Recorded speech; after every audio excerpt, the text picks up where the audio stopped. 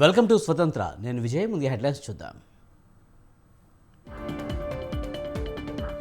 YCP ఇన్ఛార్జిలో 6వ జాబితా విడుదల. 4 ఎంపీలు 6 ఎమ్మెల్యేల అభ్యర్థులతో లిస్ట్.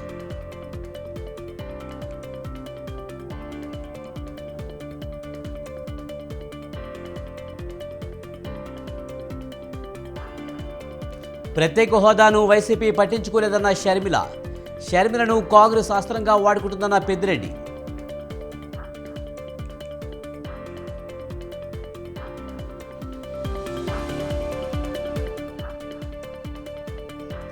ఇంద్రవెల్లి సాక్షిగా కాంగ్రెస్ ఎన్నికల శంఖారావం.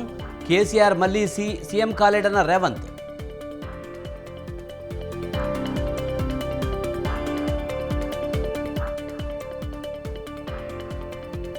హామీలపై రేవంత్ చేతులెత్తేశారన్న కేటీఆర్.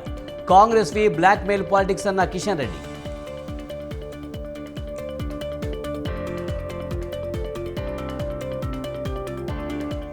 దక్షిణాదిని ప్రత్యేక దేశం చేయాలనే వ్యాఖ్యలపై పార్లమెంట్లో రగడ. బీజేపీ కాంగ్రెస్ మధ్య మాటల యుద్ధం.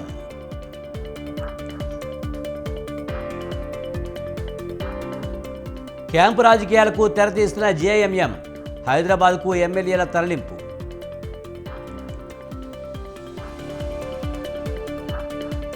Hero Vijay political entry. రాజకీయ పార్టీని ప్రకటించిన దళపతి.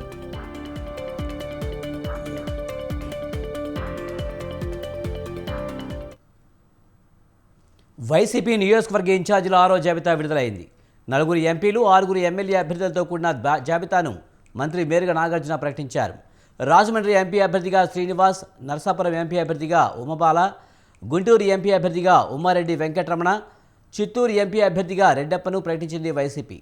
మైలవరం ఎమ్మెల్యే అభ్యర్థిగా తిరుపతిరావు యాదవ్, మార్కాపురం ఎమ్మెల్యే అభ్యర్థిగా అన్న రాంబాబు, గెద్దలూరు అభ్యర్థిగా నాగార్జునరెడ్డి, నెల్లూరు అభ్యర్థిగా ఖలీల్, జీడీ నెల్లూరు అభ్యర్థిగా నారాయణస్వామి, ఎమ్మిగనూరు అభ్యర్థిగా బుట్ట రేణుకను ప్రకటించింది.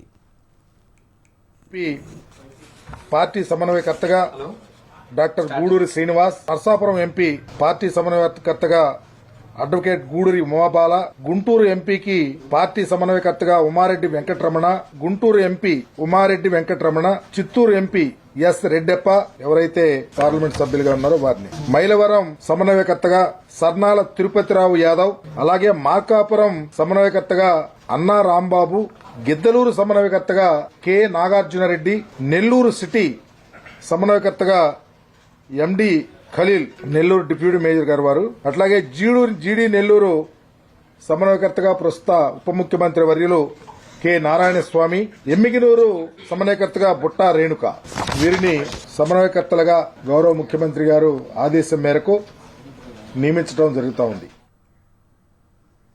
లోక్సభ ఎన్నికలకు సమరశంఖం పూరించారు తెలంగాణ సీఎం రేవంత్ రెడ్డి. తనకు ఎంతగానో కలిసి వచ్చిన ఇంద్రవెల్లి వేదికగా సమరానికి సై అన్నారు. కీలక ప్రకటనలు చేశారు. మేనిఫెస్టోలో చెప్పిన ప్రకారం త్వరలోనే 2 కొత్త పథకాలు ప్రారంభిస్తామన్న ఆయన కానిస్టేబుల్ ఉద్యోగాలను భర్తీ చేస్తామని వెల్లడించారు. అదే సమయంలో కాంగ్రెస్ ప్రభుత్వం కూలిపోతున్నట్టు జరుగుతున్న ప్రచారంపై సీరియస్ అయ్యారు ముఖ్యమంత్రి. మా ప్రభుత్వాన్ని పడగొట్టే ధైర్యం చేసేది ఎవరంటూ ప్రశ్నించారు. రాహుల్ గాంధీని ఈసారి ప్రధానిని చేయాలని కోరారు సీఎం రేవంత్ రెడ్డి.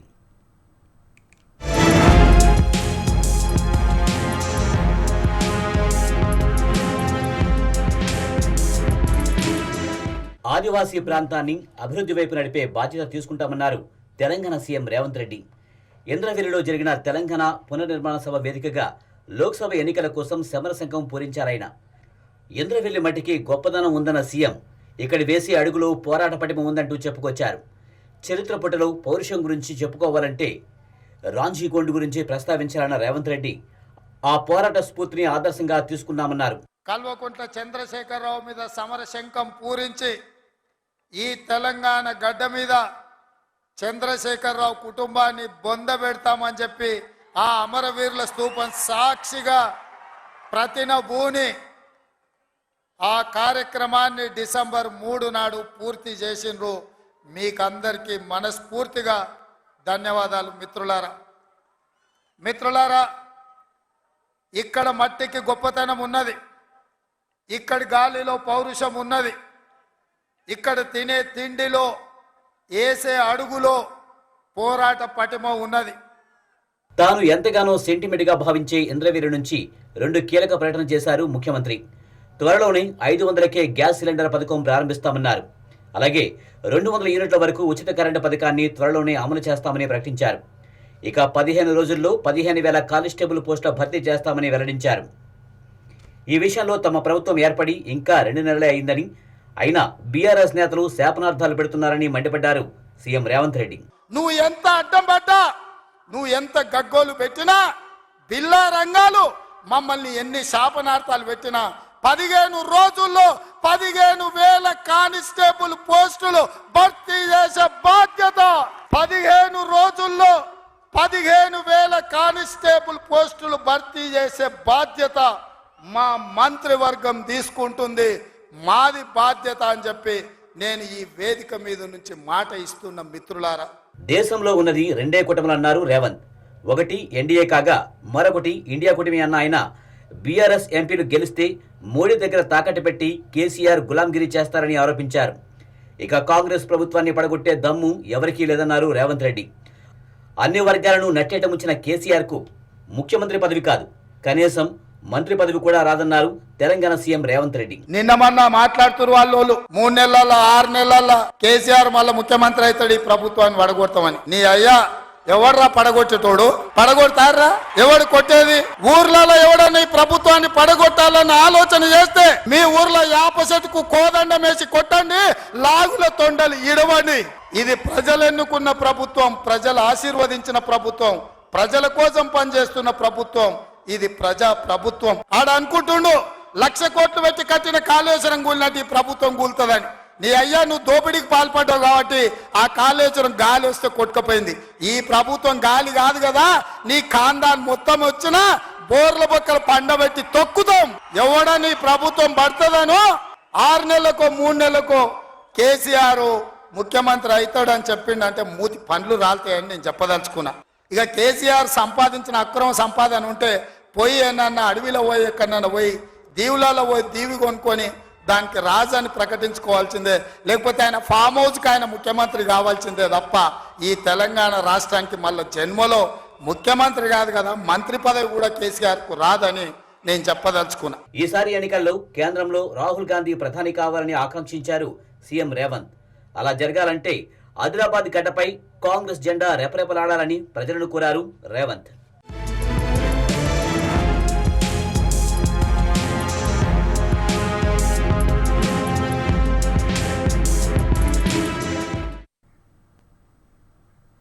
$420 హామీలు ఇచ్చి కాంగ్రెస్ ఎన్నికల్లో గెలిచిందని బీఆర్ఎస్ వర్కింగ్ ప్రెసిడెంట్ కేటీఆర్ అన్నారు.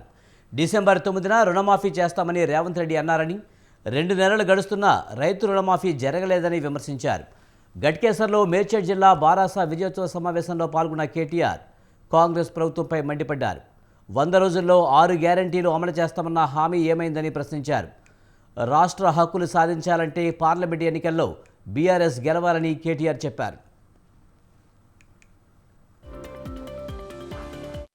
అందరూ కూడా దయచేసి ఆలోచించాలని చెప్పి నేను కోరుతా ఉన్నా. ఒక రకంగా చెప్పాలంటే ఈ ముఖ్యమంత్రి గారు మొన్న ఆయన చెప్పిన మాటలతో మనకు అర్థమయ్యేది ఏంటంటే ఆల్రెడీ చేతులు ఎత్తేసిండు, నాతోని నేను ఇచ్చిన హామీలు అమలు చేసుడు నాతోని కాదు అని నిజంగా కూడా చేతులు ఎత్తేసినట్టే అనిపిస్తా ఉన్నది. ఎందుకంటే ఆయనకు కూడా ఎరికే ఆ ఇండియా కూటమిలో ఎవరు లేరు ఇవాళ కాంగ్రెస్ ఎంబడ. మమతా బెనర్జీ గారు వెళ్ళిపోయినారు, నితీష్ కుమార్ వెళ్ళిపోయిండు, అఖిలేష్ యాదవ్ ఆయన దారి ఆయన చూసుకుంటున్నాడు, కేజ్రీవాల్ వెళ్ళిపోయిండు, కేరళలో సిపిఎం వాళ్ళు వెళ్ళిపోయినరు, అక్కడ ఒక్కడు రాహుల్ గాంధీ మాత్రమే మిగిలిండు. కాబట్టి వాళ్ళు వచ్చేది లేదు, సచ్చేది లేదు. వాళ్ళు ఇప్పుడున్న పరిస్థితుల్లో గతంలో వచ్చిన 50 సీట్లు 55 సీట్లు కూడా తెచ్చుకునే పరిస్థితి కూడా లేదు. వాళ్ళ నిజంగా కేంద్రంలో బీజేపీని ఆపే సత్తా ఎవరికైనా ఉంది అంటే బలమైన ప్రాంతీయ నాయకులు కేసీఆర్ గాని, మమతా బెనర్జీ గాని, కేజ్రీవాల్ గాని ఇట్లాంటి నాయకులకు ఉన్నది తప్ప కాంగ్రెస్ పార్టీకి ఆ సత్తా ఎంత మాత్రం కూడా లేదు. ఒక మాట మీరు అందరూ కూడా దయచేసి ఆలోచించాలని చెప్పి నేను కోరుతా ఉన్నా. ఒక రకంగా చెప్పాలంటే ఈ బీజేపీని నిలువరించే శక్తి బీఆర్ఎస్కు మాత్రమే ఉందని మాజీ మంత్రి హరీష్ రావు అన్నారు. రాష్ట్రానికి బీఆర్ఎస్ఏ శ్రీరామ రక్ష అన్నారు. భువనగిరిలో బీఆర్ఎస్ ఓడిపోతుందని ఊహించలేదన్న హరీష్ రావు ఎంపీ ఎన్నికల్లో భువనగిరిలో బీఆర్ఎస్ గెలవాలని కార్యకర్తలకు పిలుపునిచ్చారు. రైతు బంధువు అడిగితే మంత్రి కోమటిరెడ్డి అహంకారంతో ప్రవర్తించారని మండిపడ్డారు. రైతు బంధు 15,000 ఇస్తామన్న హామీ నెరవేరలేదని ఫైర్ అయ్యారు. దురదృష్టం భువనగిరి ఓటమి కానీ మన బీఆర్ఎస్ పార్టీ ఓటమి కానీ జరిగింది. దాని గురించి మనం బాధపడి మాట్లాడుకున్న దానికంటే భవిష్యత్తు కోసం ఆలోచించాల్సినటువంటి అవసరం ఉంది. ఇప్పటికే ఇలా కాంగ్రెస్ పార్టీ నాయకులు వాళ్ళ మాటల్ని ప్రజలు గమనిస్తూ ఉన్నారు. ఆనాడు ప్రచారంలో అబద్ధాలు, నేడు పాలనలో అసహనం కనబడతా ఉంది. ఏం మాట్లాడతాడు వెంకటరెడ్డి గారు? BRS party 39 ముక్కలైందంటాడు. రైతు బంధు అడిగినోడిని చెప్పుతో కొట్టమంటాడు. రైతు బంధు ఎప్పుడు వేస్తారంటే సందీప్ రెడ్డి గారిని జెడ్పీ చైర్మన్ అని కూడా చూడకుండా పోలీసులను పెట్టి బయటకు పంపించే ప్రయత్నం చేస్తాడు. అంటే అహంకారం కనబడతా ఉంది. ఈ అహంకారాన్ని ప్రజలు ఎప్పుడు కూడా సహించరు. తప్పకుండా ప్రజలు వారికి తగిన గుణపాఠం చెప్తారు. నిజంగా అసలు వెంకటరెడ్డి గారికి ఇవాళ ఈ జిల్లా మీద ప్రేమ ఉంటే ఆయన కేఆర్ఎంబికి ఇవాళ ప్రాజెక్టులు అప్పగించిన దాని మీద స్పందించాలి. సరే, దురదృష్టం భువనగిరి ఓటమి. టీడీపీ అధినేత చంద్రబాబుపై ఘాటు విమర్శలు చేశారు మంత్రి రోజా. మేనిఫెస్టో అమలు చేస్తానని చెప్పే ధైర్యం చంద్రబాబుకు లేదన్నారు. కుటుంబాలను చేర్చడం చంద్రబాబుకు వెన్నతో పెట్టిన విద్య అన్నారు. ఎన్టీఆర్తో మొదలుపెట్టి వైఎస్ఆర్ కుటుంబం వరకు చంద్రబాబు చేసింది ఇదే అన్నారు. మళ్ళీ అవకాశం ఇవ్వండి సిగ్గు లేకుండా అడుగుతున్నారని విమర్శించారు. జగన్మోహన్ రెడ్డి గారు నగిరిలో రోజమ్మ చేసిందని రాష్ట్రంలో డెవలప్మెంట్ జరగట్లేదు, నగిరిలో డెవలప్మెంట్ జరగట్లేదని తెలుగుదేశం పార్టీలో చంద్రబాబు నాయుడు నుంచి లోకల్గా నా మీద కంటెస్ట్ చేసే కరోనా ఫేస్ వరకు మాట్లాడుతూనే ఉన్నారు. కానీ గతంలో చంద్రబాబు నాయుడు 14 సంవత్సరాల్లో చేయలేనివి ఈ 4.5 సంవత్సరాల్లో రాష్ట్రంలో జగన్మోహన్ రెడ్డి గారు నగిరిలో రోజమ్మ చేసిందని ఏ రోజైనా ప్రూవ్ చేయడానికి మేము రెడీగా ఉన్నాం. ఈరోజు ప్రతి పేపరు, ప్రతి టీవీ ఛానల్లో ఎవ్రీ డే ఏం డెవలప్మెంట్ జరుగుతుంది, ఏం వెల్ఫేర్ జరుగుతుందని చూస్తే వాళ్ళ కళ్ళకి కనిపిస్తుంది. కళ్ళుండి కళ్ళు కనిపించని వాళ్ళు అలాంటి వాళ్ళ గురించి మాట్లాడటం టైం వేస్ట్. ఎందుకంటే ప్రజలందరూ కూడా వైఎస్ఆర్ కాంగ్రెస్ పార్టీతో జగనన్న నాయకత్వాన్ని బలపరుస్తూ ఉన్నారు. కాబట్టి ప్రతిపక్షాల గురించి మనం మాట్లాడాల్సిన అవసరం కూడా లేదు. ఎందుకంటే ప్రతిపక్షాలే ఈరోజు ఒప్పుకున్నాయి, మాకు జగన్మోహన్ రెడ్డి గారిని ఎదిరించే దమ్ము లేదు, ధైర్యం లేదు, క్యాండిడేట్లు కూడా 175 ప్లేస్లో లేరని ఇక్కడున్న ప్రజలందరూ కూడా ముక్త కంఠంతో చెప్తున్నారు. కాబట్టి 2024 జగనన్న వన్స్ మోర్ అన్న విషయాన్ని ఈరోజు ప్రజలు గట్టిగా పలుకుతున్నారు, ప్రతిపక్షాలు కూడా తెలుసుకున్నాయి. 10 ఏళ్లైనా విభజన చట్టం హామీలు అమలు కాలేదన్నారు A P Congress chief Y S Sharmila. ఏపీకి ప్రత్యేక హోదాపై ఢిల్లీలో ధర్నా నిర్వహించిన షర్మిల ప్రధాని మోడీపై తీవ్ర స్థాయిలో విరుచుకుపడ్డారు. ప్రత్యేక హోదా 10 ఏళ్లు ఇస్తామన్న మోదీ నేటికి విభజన హామీలు అమలు చేయలేదని మండిపడ్డారు. హామీలు అమలు చేయనప్పుడు ఏపీలోని పార్టీలు బీజేపీకి ఎందుకు మద్దతిస్తున్నాయని ఆమె ప్రశ్నించారు. ఏపీ ప్రజలకు చట్ట ప్రకారం కల్పించిన హక్కు ప్రత్యేక హోదా అని అన్నారు. హైదరాబాద్ ఉమ్మడి రాజధానిగా 10 ఏళ్లు పూర్తయిందని, మరి ఇప్పుడు ఏపీకి రాజధాని ఏది అని నిలదీశారు.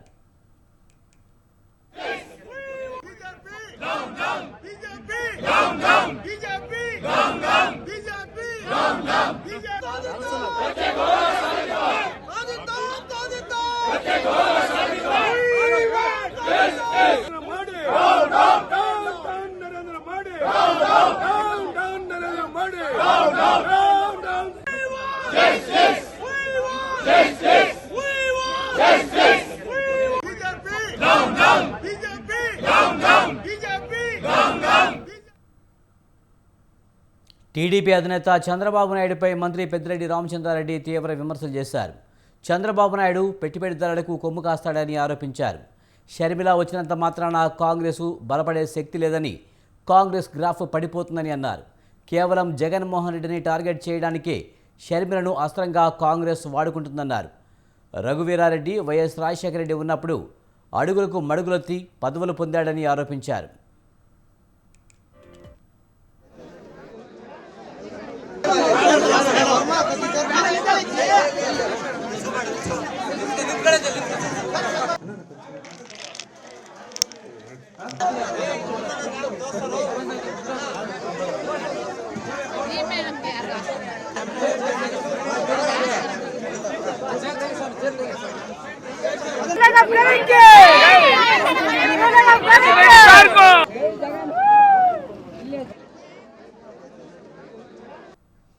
సైబర్ నేరాలు కట్టడి చేసేందుకు ప్రయత్నిస్తున్నామని తెలంగాణ డీజీపీ రవిగుప్తా అన్నారు. కొరియర్ నేరాలు క్రమంగా పెరుగుతున్నాయని తెలిపారు. ప్రజల్లో ముందుగా భయాన్ని నింపి సైబర్ నేరగాళ్లు చోరీ చేస్తున్నారని అన్నారు. యూట్యూబ్ వీడియోలకు లైక్లు చేయడం ద్వారా డబ్బులు వస్తాయని చెప్పి నేరాలకు పాల్పడుతున్నారని చెప్పారు. సైబర్ నేరాలపై అవగాహన ముఖ్యమని డీజీపీ రవిగుప్తా స్పష్టం చేశారు. I don't understand whether normally I go through the permissions which are required. I don't understand why they require access to photographs when it's an app regarding something else. So this is something we have to be aware of it. We have to be aware of what we are doing, what we are accepting and not. Anyway, this is one observation. The second is, see, cybercrime is ever increasing with the advent of technology, with the advances in technology. We think that our life is becoming simple. See, all of you are using smartphones. I don't think any of you or any of us is using the basic phone which used to work on 2G or which did not have any feature like location or internet and all that. So our life becomes simple. All of you use Google Maps. All of you use WhatsApp and other hundreds of apps. The life, we feel that our life has become simple, which is true. But anything which is smart is vulnerable. There are so many things you share because of the smartphone. You may not even know what data is. Cyber నేరాల కట్టడికి cyber crime bureau ఎంతగానో కృషి చేస్తుందని Hyderabad CP Kothakota Srinivasa Reddy అన్నారు. ప్రతిరోజు Hyderabad commissionerate పరిధిలో చాలా cyber నేరాలు నమోదవుతున్నాయన్నారు. నేరాలు జరిగినప్పుడు స్పందించడం కంటే ముందుగానే అవగాహన కల్పించడం చాలా ముఖ్యమని సిపి కొత్తకోట శ్రీనివాసరెడ్డి తెలిపారు. Crime swing. What I have seen is in Hyderabad city alone, every day I'm witnessing about, because now reporting is also more because we are encouraging people, about 20 average. I was just sharing it with you sir and also with the Honorable CM the day when Honorable CM we were in a meeting, in fact an informal chit chat with him, that average 20 cases are reported to our cyber crime swing. Which I think is only about 1/4 of the actual crime that is happening in the city, within the Hyderabad city police. So that is the magnitude of this issue. What I have seen is some people are falling prey because they are not aware of these things, the dangers. They are not aware of the security precautions they have to take, which are very simple. That doesn't cost much. Suppose the pitfalls in your Android, the security features are there within the Android, but we don't know about it. What I have seen is in Hyderabad city alone, every day I'm witnessing about, because now reporting is also more. Panjagutta PS అంటే ఒకప్పుడు number 1. అలాంటి police station ఎందుకంత దారుణమైన స్థాయికి దిగజారింది? భాగ్యనగర్ ఘనకీర్తన చాటిన model police station వివాదాలకు care of అడ్రస్గా మారింది. నగరం నడిబొడ్డున ఉన్న ఆ స్టేషన్లో భారీగా బదిలీలు జరగడం ప్రస్తుతం పోలీసు వర్గాలను కలవరపెడుతోంది. హైదరాబాద్ కమిషనరేట్లోని వివాదాల పంజాగుట్ట పోలీస్ స్టేషన్పై స్వతంత్ర ప్రత్యేక కథనం.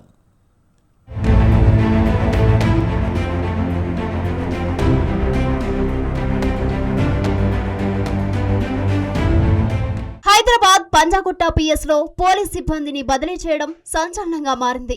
అవినీతి అక్రమాలు, విధుల్లో నిర్లక్ష్యం కారణం ఏదైనా సస్పెండ్ సమాధానం అంటున్నారు అధికారులు. బోధన్ మాజీ ఎమ్మెల్యే కుమారెడ్డి కేసులో పోలీసుల తీరుపై హైదరాబాద్ సిపి శ్రీనివాసరెడ్డి ఆగ్రహం వ్యక్తం చేశారు. పిఎస్లోని సిబ్బంది మొత్తాన్ని బదిలీ చేసిన సిపి సిటీ ఆర్మర్డ్ రిజర్వ్ ప్రధాన కార్యాలయంలో రిపోర్ట్ చేయాలని ఆదేశించారు. దీంతో మిగతా పోలీస్ శాఖలో సిబ్బందికి గట్టి హెచ్చరిక జారీ చేసినట్లయింది.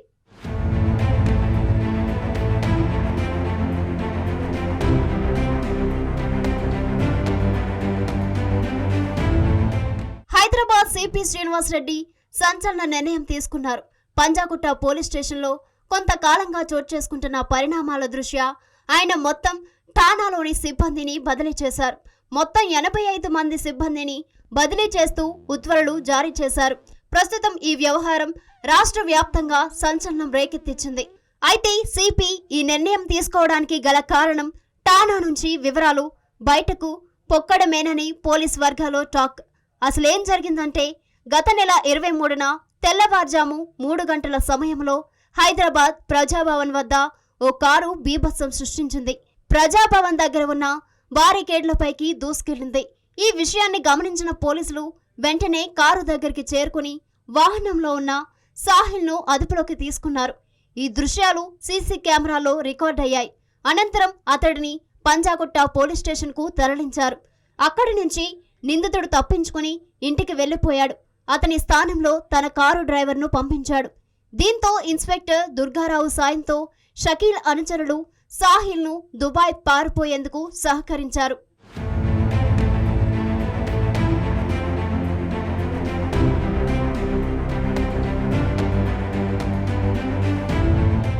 రోడ్డు ప్రమాదం జరిగిన రోజు బోధన్ ఇన్స్పెక్టర్ ప్రేమ్ కుమార్ పంజాగుట్ట సిఐతో ఫోన్లో మాట్లాడినట్లు పోలీసులు గుర్తించారు. దీంతో పాటు సాహిల్ దుబాయ్ పారిపోయేందుకు అబ్దుల్ వాసే సహకరించినట్లు తేల్చారు. అనంతరం సీసీ కెమెరాలో రికార్డైన దృశ్యాల ఆధారంగా ఉన్నతాధికారులు దర్యాప్తు చేపట్టారు. దర్యాప్తులో భాగంగా నిందితుడు సిఐల ఇద్దరి ఫోన్లను స్వాధీనం చేసుకుని కాల్ రికార్డులను పోలీసులు తీసుకున్నారు. వాటిని పోలీసులు దర్యాప్తు చేసి ప్రేమ్ కుమార్ను అరెస్ట్ చేశారు. ఈ కేసులో పంజాగుట్ట సిఐ దుర్గారావును సస్పెండ్ చేశారు. ఈ క్రమంలో పంజాగుట్ట పోలీస్ స్టేషన్ సిబ్బంది తీరుపై సిపి శ్రీనివాసరెడ్డి సంచలన నిర్ణయం తీసుకున్నారు. పిఎస్ నుంచి కీలకమైన విషయాలు బయటికి పొక్కడంపై ఆగ్రహం వ్యక్తం చేశారు. ఎస్ఐ నుంచి హోంగార్డ్ వరకు 85 మందిని బదిలీ చేశారు. సిటీ ఆర్మర్డ్ రిజర్వ్ ప్రధాన కార్యాలయంలో రిపోర్ట్ చేయాలని ఆదేశించారు. హైదరాబాద్లోని వివిధ పిఎస్లకు కొత్తగా 82 మంది సిబ్బందిని పంజాగుట్ట పిఎస్కు బదిలీ చేశారు.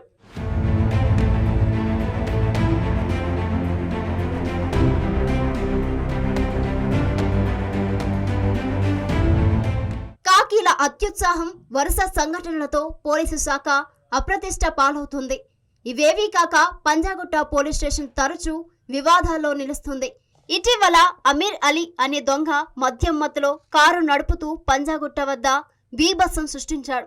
స్థానికులు అతడిని పట్టుకుని పోలీసులకు అప్పగించారు. గాంధీ ఆసుపత్రిలో వైద్య పరీక్షలకు తరలించగా పోలీసుల కళ్ళు కప్పి ఉడాయించాడు.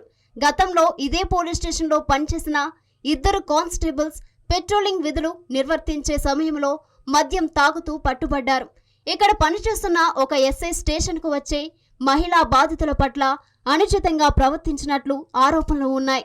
4 సంవత్సరాల క్రితం రౌడీ షీటర్లతో స్నేహం చేసి పంచాయతీలకు పాల్పడిన ఇదే ఠాణాలో ఓ ఎస్ఐను విధుల నుంచి తప్పించారు. ప్రస్తుతం పోలీస్ స్టేషన్కు ఫిర్యాదు చేసేందుకు ఎవరు వచ్చినా కొందరు ఎస్ఐలు బేరాసారాలు ఆడుతున్నట్లు ఆరోపణలున్నాయి. మెరిడియన్ హోటల్లో దాడి ఘటనలో బాధితుల్ని హాస్పిటల్కు తరలించడంలో నిర్లక్ష్యం వహించి వ్యక్తి మృతికి కారణమయ్యారు పోలీసులు. ఇలా అనేక వరుస ఘటనలతో ప్రక్షాళన దిశగా సిపి కీలక నిర్ణయం తీసుకున్నారు.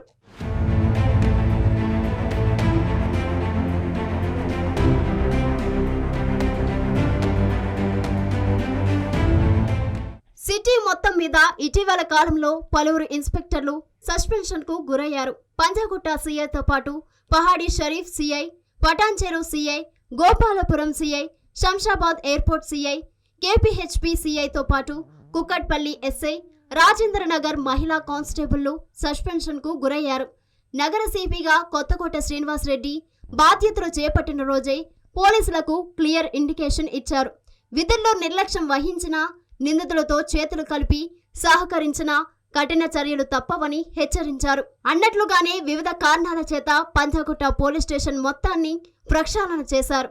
వీరితో పాటు హైదరాబాద్ సిటీ కమిషనరేట్లో ఉన్న 60% పైగా పోలీస్ స్టేషన్లలో ఇన్స్పెక్టర్లను బదిలీ చేశారు.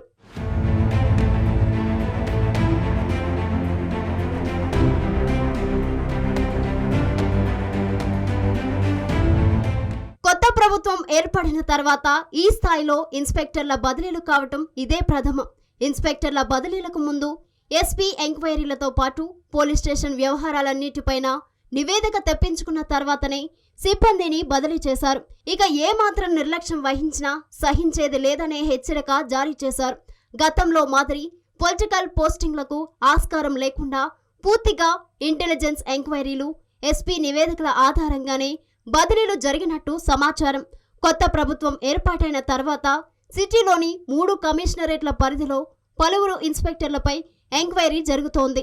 ముఖ్యంగా గత ప్రభుత్వ హయాంలో ప్రజాప్రతినిధుల లెటర్స్, సిఫారసుతో పోస్టింగ్లు పొందిన ఇన్స్పెక్టర్లపై ఎంక్వైరీ నడుస్తోంది. అలా పోస్టింగ్లు పొందిన వారి లిస్టు సిద్ధం చేసి వారిపై విచారణ జరుపుతున్నారు. ఎలాంటి పొలిటికల్ పోస్టింగ్కు ఆస్కారం లేకుండా పూర్తిగా స్పష్టమైన నివేదికల ఆధారంగా ప్రస్తుతం కమిషనరేట్లో పోస్టింగ్లు ఇస్తున్నారు.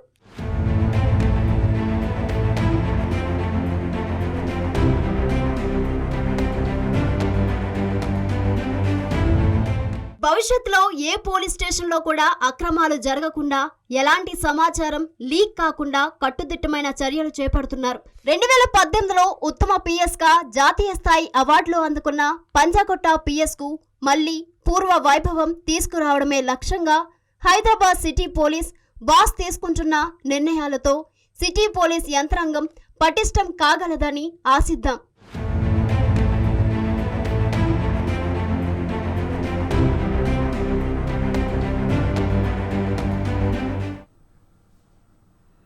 ఇవి బ్రిటన్ విశేషాలు. చూస్తూనే ఉండండి స్వతంత్ర.